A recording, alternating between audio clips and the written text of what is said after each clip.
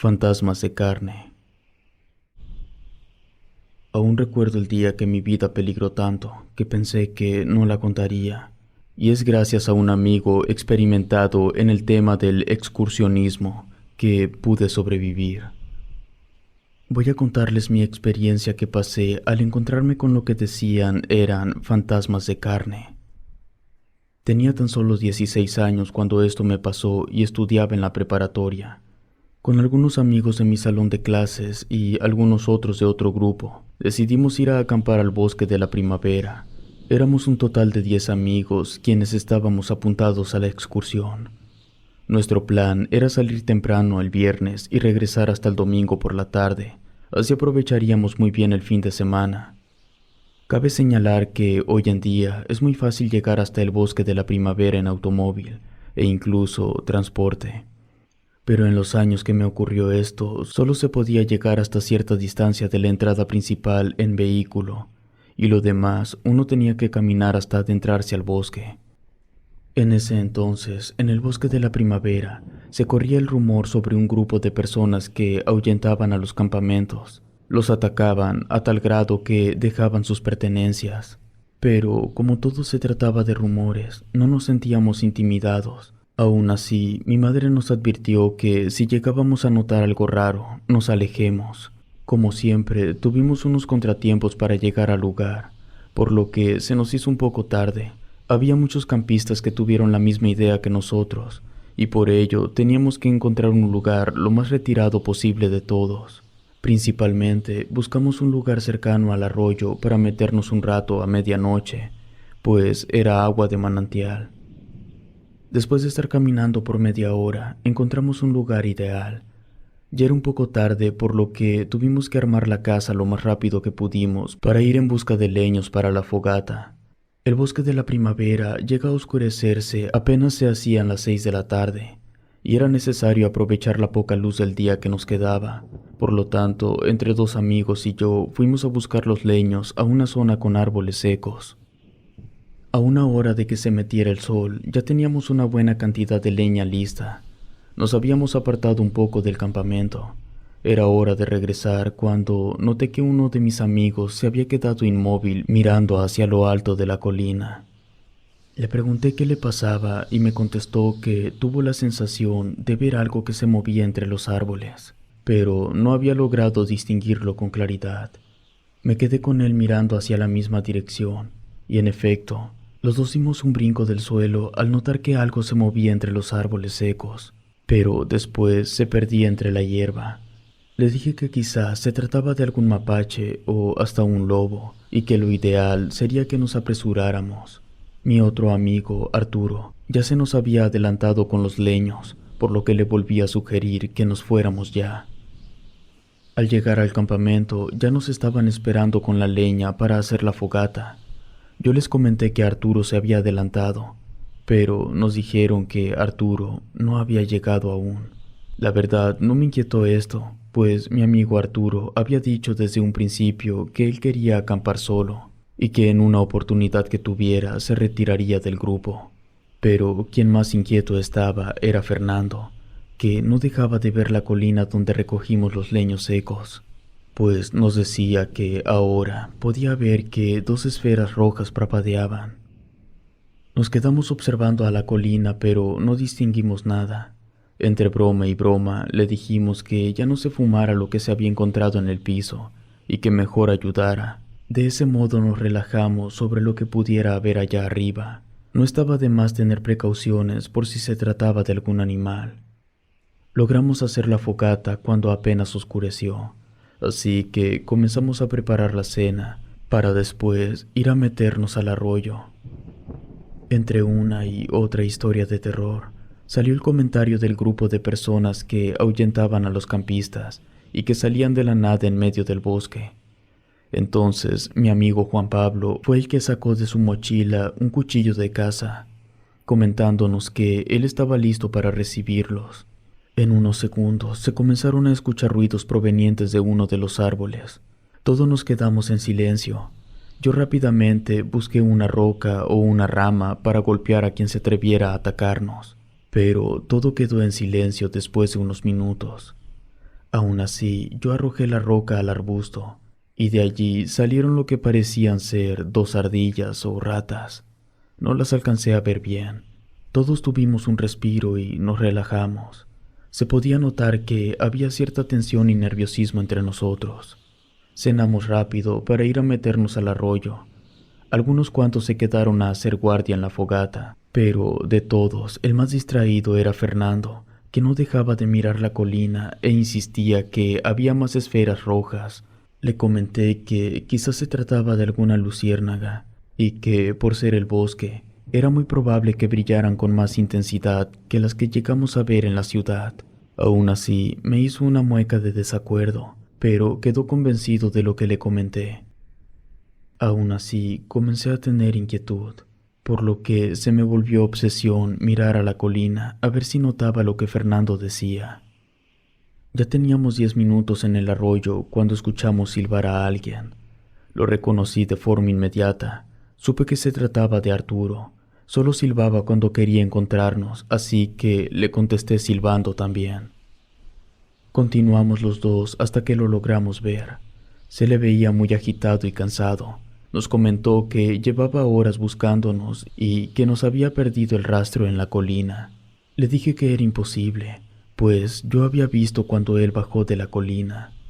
Fue cuando me dijo que no había sido él.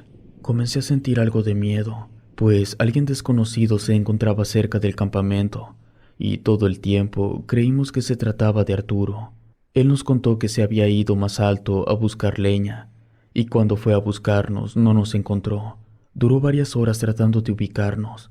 Silbó durante todo ese tiempo y no le respondimos hasta que encontró el arroyo y lo siguió colina abajo. Mencionaba que podía sentir que algo lo estaba siguiendo. Volteaba para cerciorarse que no fuera algún animal, pero lo que alcanzó a ver le erizó más los vellos de la nuca. Era alguien que caminaba hacia él. Ambos ojos le brillaban de un intenso color rojo. Los demás se preocuparon. Fernando me reclamó diciéndome que no era idea de él, que en verdad los había visto. Así que mejor decidimos regresar al campamento con los demás, pero cuando llegamos a la fogata nos encontramos con que solo estaban 2 amigos de los 5 que se quedaron haciendo guardia. Se habían escuchado pasos alrededor del campamento y se dieron cuenta que alguien los observaba. Aún no regresaban los demás, pero sí se podían escuchar sus voces confirmando a gritos que no habían encontrado nada raro. Después de un rato regresaron para decirnos que parecía ser que alguien de otro campamento se había acercado mucho y trató de espantarnos. Aún así, hicimos guardias esa noche y dormimos por turnos. A la mañana siguiente, el panorama ya era otro. Pudimos darnos cuenta que había manos marcadas a los costados de las casas de acampar. Las marcas parecían estar formadas con lo que parecía ser lodo, pero tenían un olor putrefacto que casi me hizo vomitar. Los arbustos que teníamos detrás de las casas de acampar se encontraban aplastados. Al parecer, hubo gente que se acercó más y no nos percatamos de ellos. Arturo y Fernando votaron porque ya nos regresáramos a la ciudad, pero esto no era tan sencillo, pues nos habían traído en su camioneta uno de los hermanos de Juan Pablo, quien nos comentó que les había dicho que regresaría hasta el domingo. Así que Arturo tuvo la idea de ir con los campamentos vecinos para preguntar si alguno regresaría. Fue una buena idea, pero al llegar al lugar donde tenían que estar los demás campistas, no encontramos a nadie. Pareciera que algo los había asustado, pues muchas de sus cosas se encontraban aún allí, y peor aún, parecía que se encontraba saqueado todo el lugar. Lo primero que pensé es que pudo haberse tratado de un lobo, pero la comida parecía estar casi intacta. Además, todo indicaba que ya habían pasado horas desde su partida, así que no había otra opción que regresar caminando hasta la entrada o esperar al domingo y acercarnos al punto de reunión. Pero para la primera opción ya era muy tarde, estábamos lejos, así que tomamos la decisión de regresar al campamento. Más tarde, la mayoría de nosotros nos encontrábamos muy ansiosos. No teníamos forma de comunicarnos con alguien. No había nadie más en los alrededores, y si nos aventurábamos a salir del bosque ya era demasiado tarde. Así que todos nos resignamos que lo mejor sería pasar la noche cuidando de nuestras espaldas. Para esto se tomó la decisión de mantenernos juntos desde que comenzara a atardecer. Una hora antes de que el sol se metiera, se comenzaron a escuchar sonidos extraños, los cuales provenían de la colina. Pareciera que el mismo viento los atraía donde estábamos nosotros. Al principio parecían murmullos, pero nos dimos cuenta de que parecía ser que se trataban de lamentos. Arturo estaba muy inquieto. Nos aseguraba que eran los mismos ruidos que escuchamos mientras estábamos huyendo de aquellos ojos rojos. Ya había anochecido cuando todos nos encontrábamos en la fogata. Teníamos palos y piedras para defendernos. El cuchillo lo teníamos a la mano también para que cualquiera pudiera usarlo. En eso, nuevamente los lamentos y quejidos se volvieron a escuchar, pero esta vez eran más cerca que al principio. En eso nos dimos cuenta que algo se acercaba. Se podía oír que se arrastraba por el piso. Entonces, un poco retirado al campamento, pude ver algo que parecía que caminaba a un lado del arroyo. Señalé en aquella dirección y con las linternas alcanzamos a ver a una persona que caminaba torpemente. Parecía que se había lastimado el pie, pues lo arrastraba, y mientras lo hacía se quejaba. Sin duda, se trataba de él quien había provocado esos ruidos. Pensé que quizás necesitaba ayuda, a lo que sugerí que nos acercáramos a ayudarle. Tanto Arturo y Fernando me pidieron que no lo hiciera, pero aquella persona se veía muy mal. He de aceptar que sentía algo de miedo, pero me imaginé que aquella persona pisó una trampa o se cayó en la colina y no había podido salir hasta ahorita. Así que le grité si necesitaba ayuda. No le podía ver el rostro, lo tenía volteado hacia el arroyo. Me pareció escuchar que murmuraba algo, pero no logré distinguir lo que decía. Así que me acerqué un poco más y le volví a preguntar si estaba bien. En eso giró su cabeza y con terror pude ver que ambos ojos le brillaban con un rojo intenso. Me asusté tanto que caí de espaldas. Arturo me gritaba, me decía que me levantara y corriera. Sin mirar atrás, me reuní con todos. En eso pude escuchar un horrible y aterrador grito detrás mío, y puedo jurar por Dios que a mi costado muchos ojos me veían correr. Giré la cabeza rápidamente y vi como uno de esos seres se acercaba a mí. Aquello no era humano, parecía ser una persona, pero su rostro era deforme. Parecía que se derretía y lo que más me aterró fue sin duda sus ojos brillantes que sobresalían de su rostro. Trató de alcanzarme, pero afortunadamente pude correr más rápido que él, y sin darme cuenta, alguien me aventó el cuchillo para golpearlo. Había sido uno de mis amigos quien me ayudó. Dejé de correr, supuse que ya no me perseguirían, y en eso aquel ser se levantó tranquilamente, y en su pecho se podía ver el cuchillo enterrado. Corrimos hacia el campamento. Arturo y Fernando tenían puestas sus mochilas para huir de ahí, y no eran los únicos. Juan Pablo les repetía que no había de qué temer, que nos podíamos defender de esas cosas. Le dije lo que había pasado atrás y que se estaba acercando hacia nosotros. Esto provocó más miedo. Arturo no se esperó, así que corrió al sendero para irse del lugar, y detrás de él lo siguieron los demás. Tomé mi chamarra, mis cosas y un palo por si era necesario defenderme. Por alguna razón, aquellos seres se habían quedado atrás y no se acercaban, pero se podía sentir su presencia amenazante. Antes de irme, me di cuenta de la cantidad de ojos que había. No eran unos cuantos, puedo asegurarles que eran más de 100.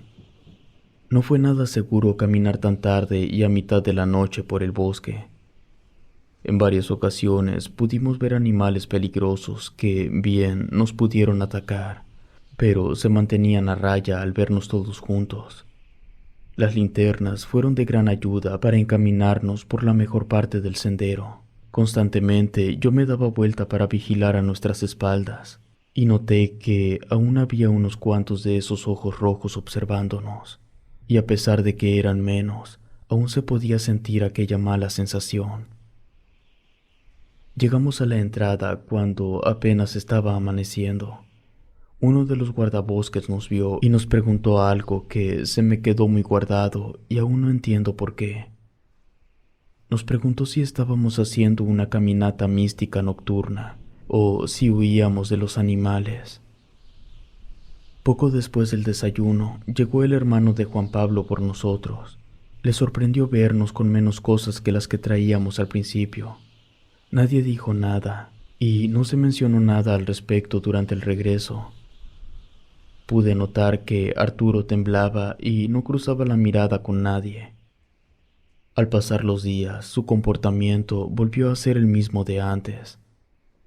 Días después, le pregunté a Juan Pablo si tenía pensado regresar por las cosas.